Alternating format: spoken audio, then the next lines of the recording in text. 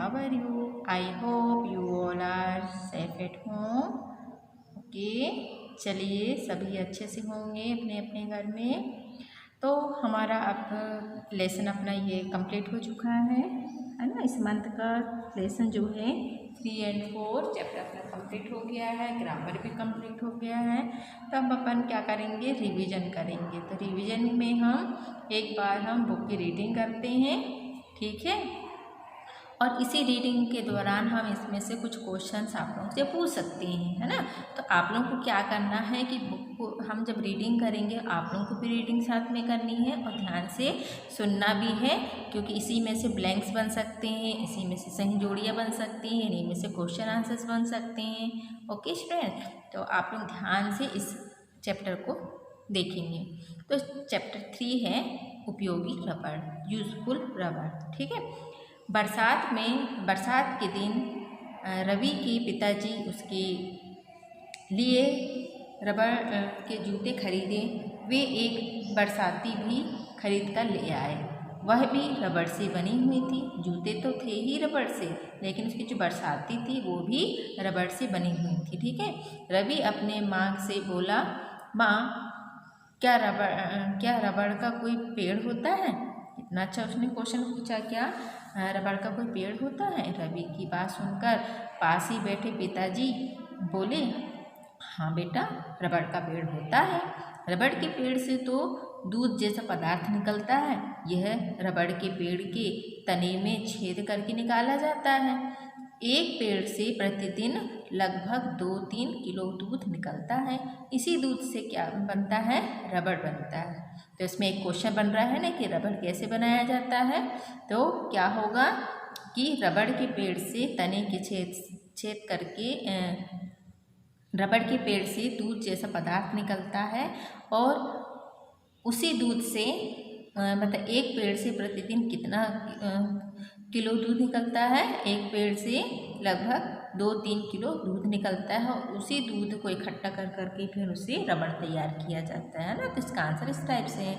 फिर इस रबड़ को कारखानों में भिजवाया दिया जाता है, जहां उसमें लोग मनपसंद वस्तुएं बनाई जाती हैं, ठीक है। मनपसंद वस्तु में रेनकोट, फिर बैग, है ना, और शूज़ और कई प्रकार की चीज़ें जो होती हैं जो रबड़ से बनते हैं, ब्रेसलेट वगैरह या जो भी बहुत सारी चीज़ें ऐसे आइटम्स होते हैं जो रबड़ से तैयार किए जाते हैं ना। फिर रवि बोला, पिताजी, रबड़ से जूते और बरसाती के अलावा और कौन कौन सी वस्तुएं बनाई जाती हैं? यहाँ देखिए लिखा हुआ है ना। पिताजी बोले, रबड़ से साइकिल, मोटरसाइकिल, ट्रक, बस आदि के टायर बनाए जाते हैं। इसके अलावा खिलौने, गुब्बारे, गेंद आदि तो बनते ही हैं। पेंसिल का लिखा मिटाने के लिए जो रबड़ होता है वो भी इसी से बनाया जाता है। तो यहाँ एक दूसरा क्वेश्चन तैयार हो गया ना कि रबड़ से और कौन कौन सी वस्तुएं तैयार की जा सकती हैं, है ना। रबड़ से और कौन कौन सी चीज़ें बनाई जा सकती हैं। तो इन्होंने बताया कि रबड़ से साइकिल, मोटरसाइकिल, ट्रक, बस आदि के जो टायर होते हैं ना वो सब तैयार किए जाते हैं। खिलौने तैयार किए जाते हैं, जैसे कि खिलौनों में गुब्बारे, गेंद, ये सब किससे बनते हैं? रबड़ से बनते हैं। और जब हम पेंसिल, जब हम इरेजर जिसको बोलते हैं ना, वो उस चीज़ को, वो जो रबड़ होता है उसको भी रबड़ से ही तैयार किया जाता है, इसे दूध से ही बनाया जाता है ना। फिर पिताजी ने आगे बताया, बेटा, रबड़ बहुत उपयोगी है। अब यहाँ पर देखो कैसे उपयोगी है। इसके अनेक गुण हैं। यह हल्का और लचीला पदार्थ है। इस पर पानी का जरा भी असर नहीं होता, इसलिए रबड़ से बनी वस्तुएं टिकाऊ होती हैं, ठीक है। फिर इतना कहकर पिताजी अपने कपड़े बदलने और मुंह हाथ धोने चले गए। मगर रवि की जिज्ञासा अभी भी शांत नहीं हुई थी। उसने माँ से पूछा, माँ, हमारे घर में रबड़ से बनी कौन कौन सी चीज़ें हैं? फिर एक क्वेश्चन कर लिया। इस पर नाश्ता बनाने की तैयारी कर रही थी माँ ने अपना काम करते हुए बताया, बेटे, पहले तुम अपनी समझ से बताओ कि हमारे घर में रबड़ से बनी हुई कौन कौन सी चीज़ें हैं। फिर उसमें कुछ